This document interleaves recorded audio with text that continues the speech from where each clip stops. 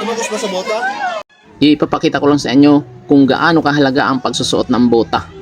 Yun oh. Yun. Natuklaw si Cobra Prince ng King Cobra. Buti na lang at nakasuot siya ng bota. Buti na lang talaga at nakapagsuot ng bota si Cobra Prince. Kaya dun sa bota tumama ang kagat ng King Cobra. Kita nyo naman kung gaano kabagsik itong King Cobra. Halos ayaw bumitaw dito sa bota. Kung nagkataon pala na walang suot na bota si Cobra Prince, malamang wakwak ang binti nito. Malamang sa malamang, magdidelikado na naman ang buhay ni Cobra Prince. Kamukha nung kapatid niya na natuklaw ng cobra, na matapos nga siyang matuklaw ng cobra, halos mamanhid ang buong katawan niya. Kung napanood nyo yung nakaraang video ng makagat ng cobra itong kapatid ni Cobra Prince, no, halos buhatin na lang siya papunta doon sa ambulansya dahil nga hinang-hina na yung kanyang katawan. Buti na lang at naagapan at nadala agad siya sa ospital, kaya nakasurvive siya. Dahil nga sa bagsik nitong King Cobra, halos ayaw nang bumitaw dito sa bota at itinudo niya yung kanyang kamandag. Hindi niya kasi inaasahan na ganito pala kabagsik tong King Cobra na to. Kaya importante talaga na nakasuot ka ng bota kapag manghuhuli ka ng ahas, no?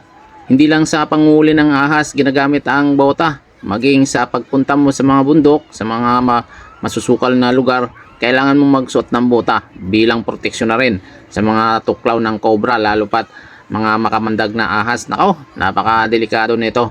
Kaya importante na magsuot ng bota bago ka lumabas ng bahay o pumunta sa bukid o saan mang masusukal na lugar, no? Napakadelikado po ng mga ganitong makakamandag na ahas. Nako, hindi naman kaila sa atin na ang ganitong mga ahas ay talagang sobrang makamandag. Napakadelikado nito. Buti na lang sa katagalan at bumitaw din sa pagkakagat sa bota itong King Cobra. At makikita natin na isasako na siya. Ilalagay na siya sa sako para hindi na makapirwisyo ng ibang tao, no? Mga bro, nabalitaan nyo ba ang nangyari sa tinaguriang Cobra King ng Leyte, si Kadani? Nasawi siya sa mismong alaga niya. Mismong alaga niya ang tumapo sa kanya.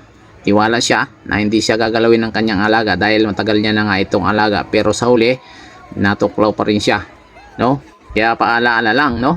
Kahit gaano ka pa kahusay, kahit gaano ka pa kagaling manghuli ng ahas, darating at darating talaga na ang aksidente ay hindi mo talaga inaasahan. Kusang dumarating ito sa buhay ng tao. Kaya iba yung pag-iingat po ang kailangan natin, lalo pat sa mga ganitong klaseng trabaho. Ang ahas ay ahas. Kahit pakainin mo pa ito sa iyong palad, darating at darating talaga ang araw na tutuklawin ka nito, no?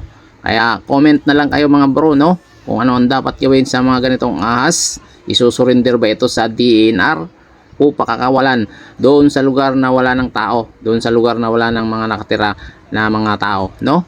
Comment lang kayo mga bro.